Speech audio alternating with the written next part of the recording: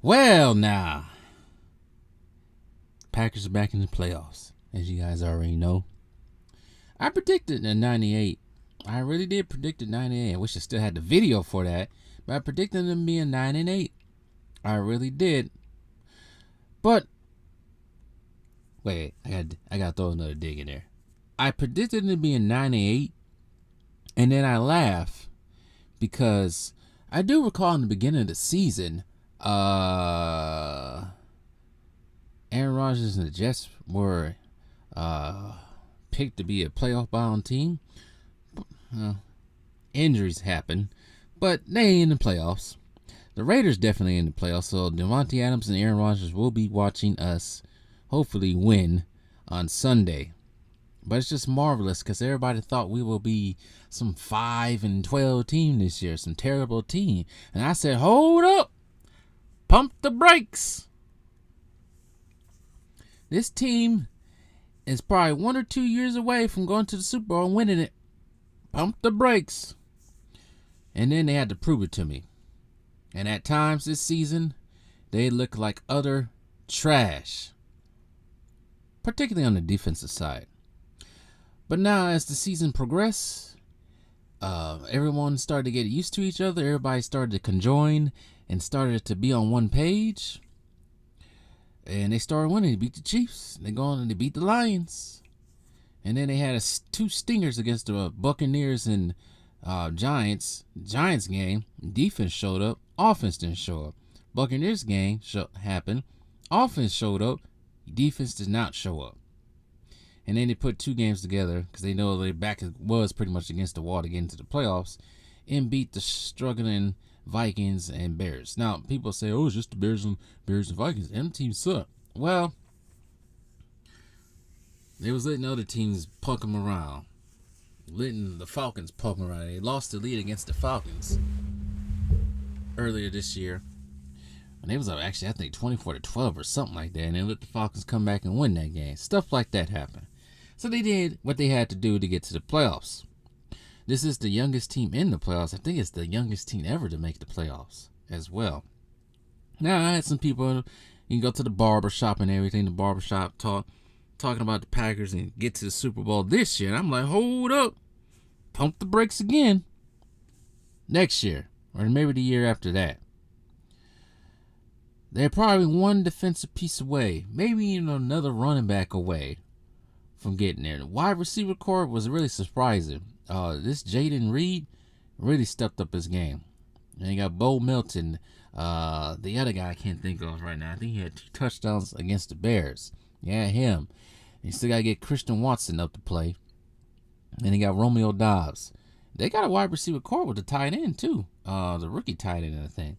Now, on the defensive side, they need to get it together. I don't know if they need a new coordinator. Maybe they only need a new defensive piece. Maybe just a new coordinator. Who knows? We'll see what happens coming Sunday.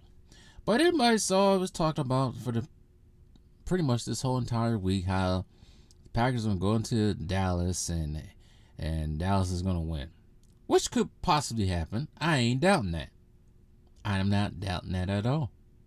Dallas are a good team. I ain't going to sit here and say, oh, Dallas suck. No.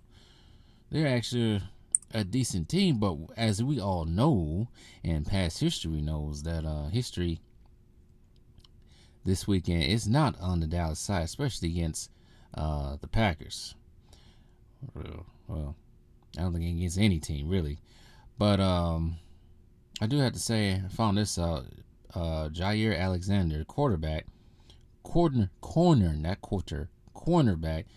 the Packers, sprained his ankle, I think it was yesterday, in a freak accident while jogging in team practice. They don't know if he's going to play on Sunday, but he remains day to day, which is unfortunate, but Jair is a big piece, and I'm guessing he'd probably be sticking CD Lamb. Now, if you look at the Packers' end of the year stats so far, defensive ratings. I'm not looking to the offense right quick. Offense, I do kind of want to know the offensive rating. I look at defensive For the Cowboys, Cowboys are fifth in total defense, allowing 299.7 points, 36 TDs allowed. Now the Packers will have their handful on offense with the Cowboys. Packers on defense are 17th, 37 touchdowns allowed, which is not that much more than the Cowboys, but yards, defensive yards, 335.1, tied with the Titans. Slightly below them is three other teams that are in the playoffs: the Lions, Rams, and Steelers. The teams above them, which is crazy, actually are tied with the Titans. Vikings are ahead of them, and Raiders, teams who are not in the playoffs. Passing defense, the Cowboys are 187.4 points allowed average, 21 to be exact touchdowns allowed, fifth in pass defense. The Packers are ninth in pass defense, which is shocking to me. 202.9, allowing 24 touchdowns. They eighth. Ninth, 206.8. Looking at the wrong dyslexic ass. So they're top 10. Both teams are top 10 in passing defense, which is surprising to me. Rushing defense, this is where both teams kind of lack. Now, the Packers just beat the Bears, who are number one in rushing yards allowed. But Aaron Jones kind of had a field day almost. They only allow 8 rushing TDs. Actually, the top 5 teams are in rushing defense are actually still in the playoffs, which is the Lions, 49ers, and Buccaneers. The other two being the Patriots and Bears, which are gone. Packers, let's see here. Cowboys are 16, 112.4, 14 touchdowns allowed for rushing. And the Packers are 28th. So they're terrible. Scoring defense, Cowboys are 5th, 18.5. Packers are top 10 actually. Packers and Cowboys are top 10 in scoring defense, which is crazy. So, red zone defense, Packers are, once again, top 10. 50.9% in the defensive red zone TD rate. They're 9th. No, top 10. They're 10th. Cowboys, 19th at 56.3. Third down defense. I don't want to bore you guys with all this. I feel like I'm boring you guys. But none of these teams are great on the third down defense. Cowboys are 14th, averaging 37.4 on the third defensive third down rate, and the Packers are 25th at 41.1. So that's pretty much let's see here on the defensive side for both teams. Let's see here.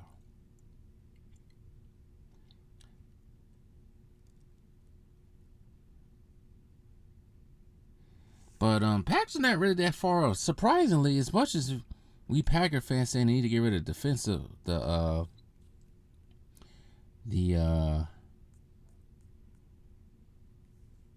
defensive coordinator, they're not that far off. They probably need to improve on their rushing defense, of course. But here's the keys to the game for the Packers. I think for the Packers to be successful, of course, Jordan Love has to be on par. But also, I think they probably need to use their run game a little bit more.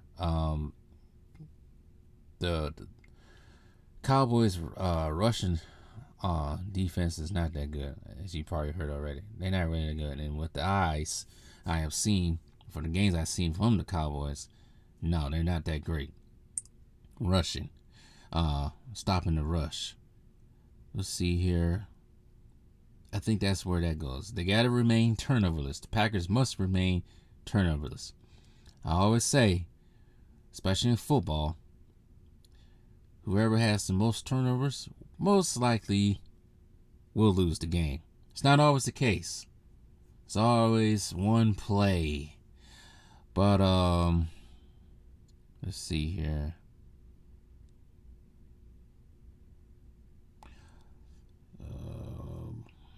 2, 3, 4, 5. Dallas is 5th in total offense. 6, 7, 8, 9, 10, 11. Packers are 11th in total offense. So, stats wise for offense and the defense, I'm not gonna go through all the offensive stats, but these two teams are not really all that far off. Dallas has in total offensive yards 6,317. Packers are 5,873, and that's coming off using a first-time quarterback who's trying to get used to all the wide receivers for the first time as well.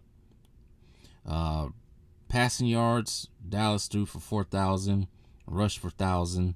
Packers threw for 3,000, rushed for 1,000. Actually, when it comes to rushing, it ain't that far off either. But as long as the Packers play a complete game on the offensive side, I'm not so much worried about the offense. I think the offense is clicking. It's the defense that I'm always worried about. This has been the thing with Aaron Rodgers' era. Offensive-wise, yes, we're fine.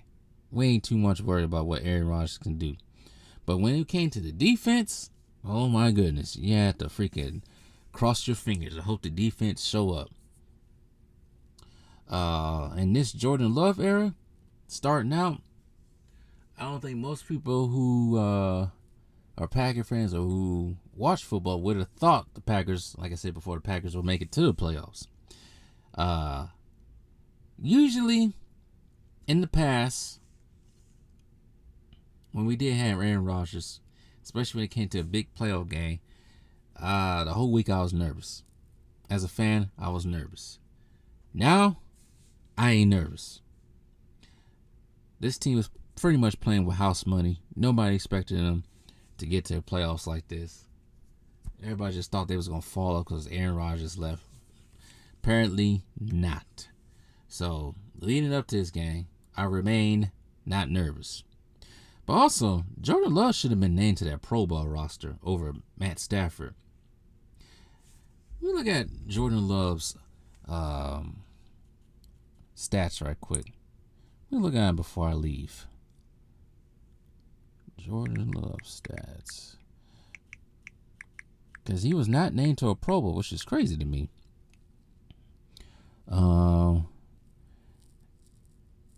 He did get Pro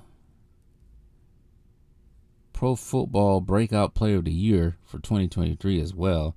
I think he just got Offensive Player of the Week again. I think he had it in the last 2 weeks, maybe. I could be wrong.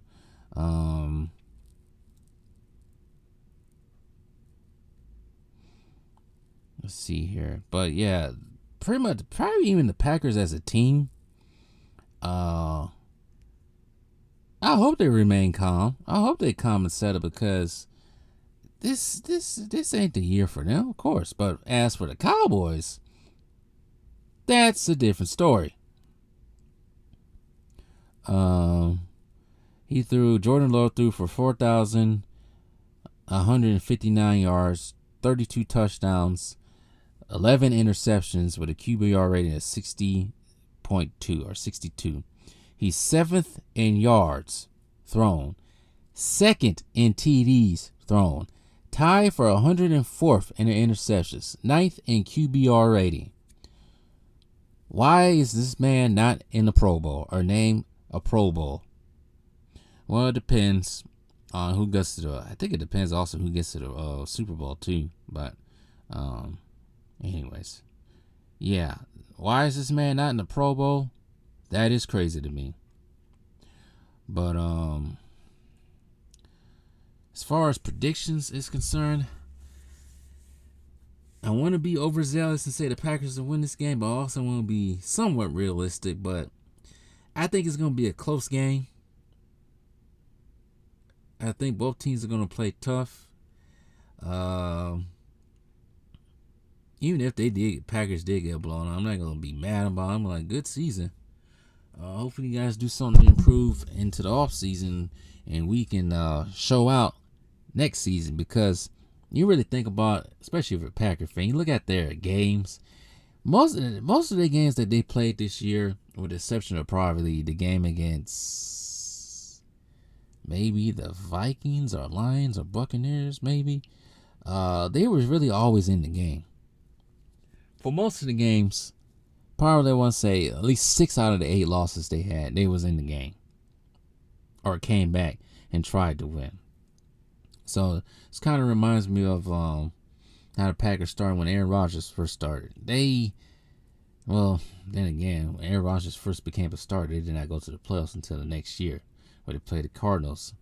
But yeah, they're not that far. Hopefully, we can see some improvements if they do bounce out to Dallas next year. And if they do beat Dallas, you're going to hear from me. And I think after that, they would play the 49ers. If they play the 49ers and beat the 49ers, which will be crazy, you really going to hear from me. I will start going crazy. They get to the Super Bowl, I might start acting ignorant. But that ain't going to happen. But anyways, tell me what you guys think out there.